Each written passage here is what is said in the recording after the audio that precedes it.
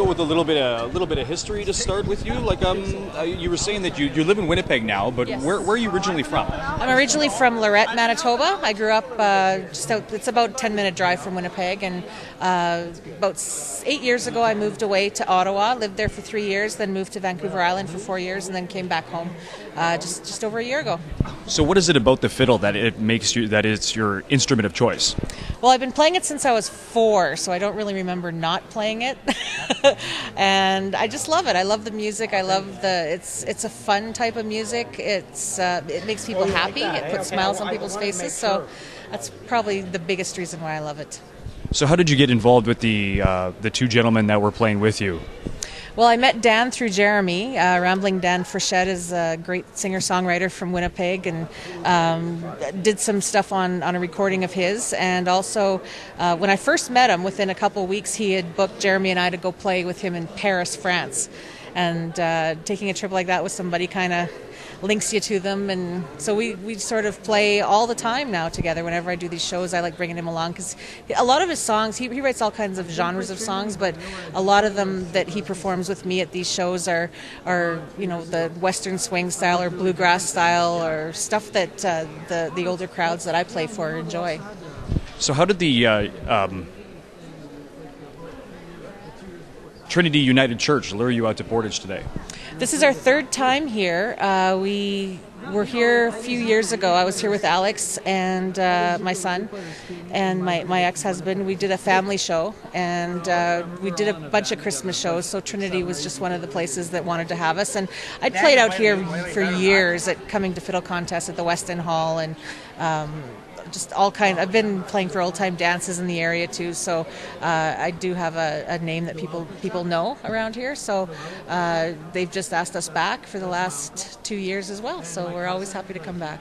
Yeah, absolutely. I even recognized your name when I saw Patti Lamoureux, because your name had been associated with old-time dances around like the Interlake region and stuff where I was last year. So you definitely have some notoriety out here.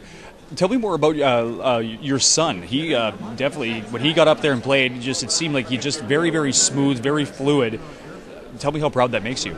It really makes me proud, and what I really love about his playing is that his fiddle idols aren't necessarily my fiddle idols. He likes a different genre of the fiddle. He likes the French Canadian. I love the French Canadian style too, but you'll see him in the second half. He'll get the feet going, and he does the traditional Quebecois footwork when he's playing, and he has his own fiddle idols. So my job as a mom to him growing up was to make sure there was a fiddle around all the time that fit him, and he'd play for a year and then he'd not play for a year, so I never forced him to play. And moving out to Ontario, where fiddling is really, really big, that's when he really got into it, and he's just taken off ever since. Excellent. I was hoping to also chat with the individual on guitar. I didn't catch his name. Oh, Jeremy. Jeremy. You too. I'd shake your hand too, but mine are full. I'm sorry, Jeremy. Interviewing us on the. Yeah, I got a nice. video and microphone. So Nice to meet you anyhow. well, you as well. I can't help but notice your style of guitar play. Jeff Healy was the first person I thought of. Is that the individual that inspired you to play the tabletop way? No, to be honest, what essentially happened when I was a kid, my mom never bought me toys or anything like that. No trucks, no nothing. She just would sit me in front of instruments, and my mom and dad both had guitars in the house. And when I picked them up, I just by instinct picked them up that way. And I remember being about 6 years old and going briefly to this guitar lesson thing.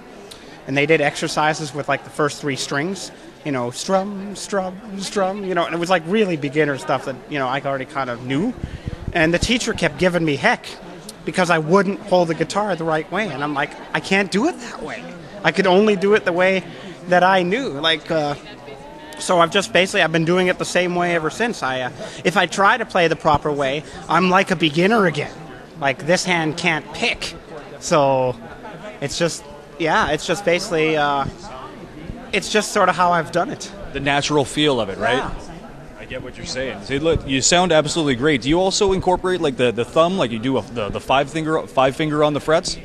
At times I do, especially on the mandolin for certain chords, actually, because the first string's more available that way. On the guitar, a little bit, not as much, but it helps to have an extra finger sometimes. Definitely.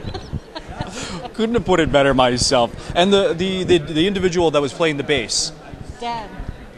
If Dan has a moment. How you doing? I'm Tyler with CFRY here in Portage. So just curious, you're playing the bass up there. Sounds good, and you got a great style. So tell me a little more about your past playing the bass. How long have you been playing for? I started playing bass. I used to play bass on the bottom strings of my electric guitar when I was 15 because I couldn't afford one.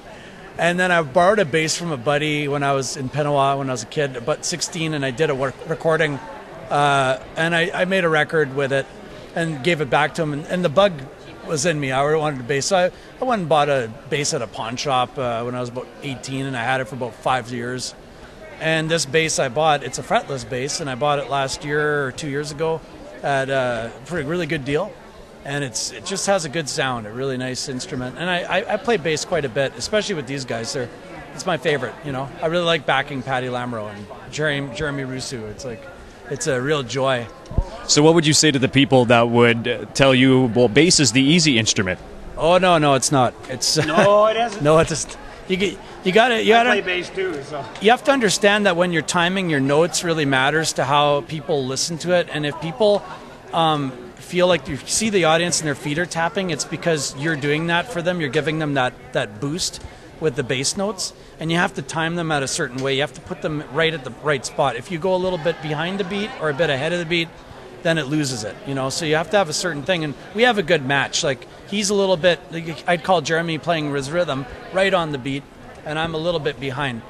Probably I'm a little tired, so. But then the weird thing is when I switch to bass, I go behind the beat and just sort of do it by instinct. I don't even think about it. A bass player behind the beat's probably a little bit better, especially with this kind of music. You don't want to be right on top because then it's just like, it just doesn't groove as much. You want to be in the groove, yeah. I call it. In the pocket. They call it the pocket, yeah.